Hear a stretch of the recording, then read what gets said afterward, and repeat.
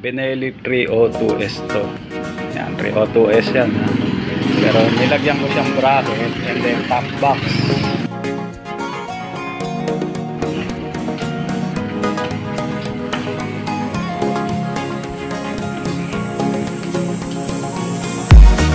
Forma niya. So, sarili kong gawa ito. Basta modification. So, ito na yung pinaka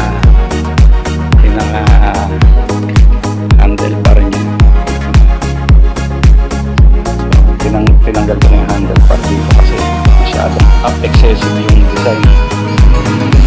Para plain na plain lang siya.